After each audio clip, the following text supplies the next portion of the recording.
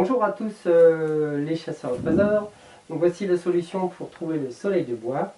Comme vous voyez ici, vous aviez un calque grandeur nature que j'avais créé. En fait, qu'il fallait disposer sur deux cartes IGN au 1,25 millième. Les anciennes cartes de la zone de la chasse au trésor des Mayas. Donc voilà comment on disposait. Il fallait se servir du puzzle triangle. Hein.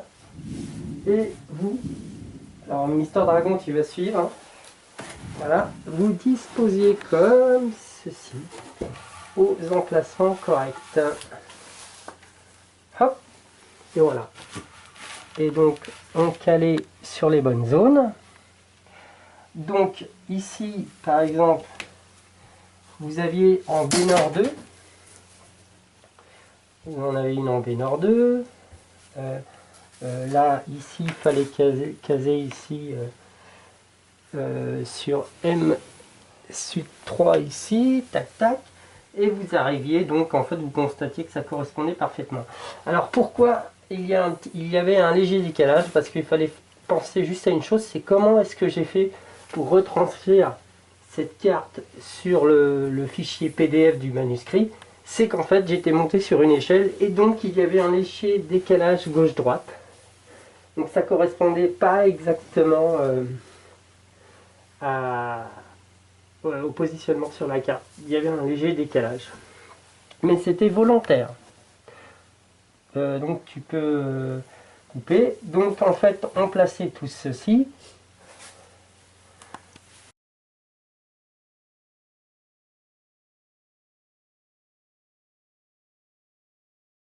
Donc on continue.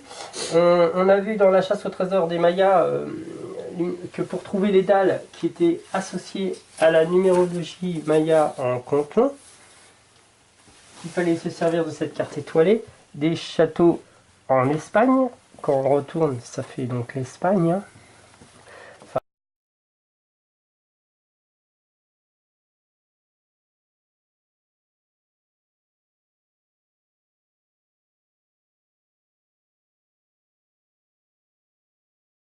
Enfin bref.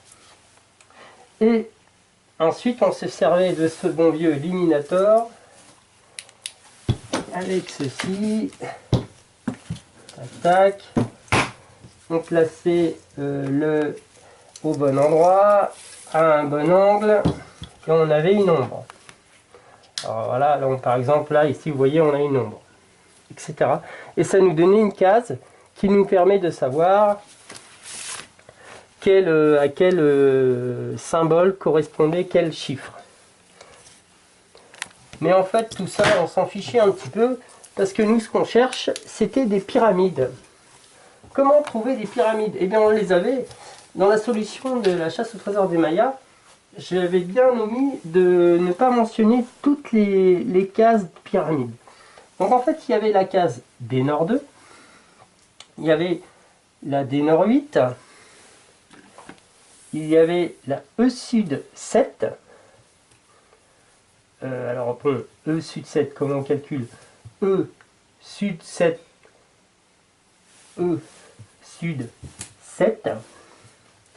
Il y avait la case D Sud 5. Il y avait la case F Nord 5. Il y avait la case B Nord 4. Il y avait la case G Sud 4. Il y avait J Nord 3. M Sud 3. Ensuite, il y avait J Nord 3, mais en chiffre romain. Hein. J Nord 3 en chiffre romain. E Sud 3 en chiffre romain. F Nord 4 sur la colonne 4. Parce que là, on est axé vers le nord. Hein. F Nord 4 et E Sud 4. Mais là, c'est là qu'on voit qu'il y a une entourloupe parce qu'il y a une case qui n'est pas bonne, qui est de trop en fait. Et cette case, c'est la case D Sud 7, qui est de trop. Et c'est bien là que se cache le soleil de bois. Il est calé dans cette zone. Donc maintenant, nous allons retirer ce bon vieux petit plan. Enfin, ce calque en fait.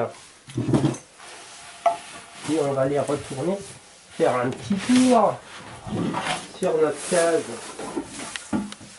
correspondante. Non, tu ne peux pas me filmer, c'est pas grave. Et donc, ah oui, mais là on ne les voit plus. Donc là tu vas cibler ici, là. Ici, on voit quoi? Le moulin Lanier, la Monestière. C'est donc dans cette case que se situe le trésor. Enfin, le soleil de bois.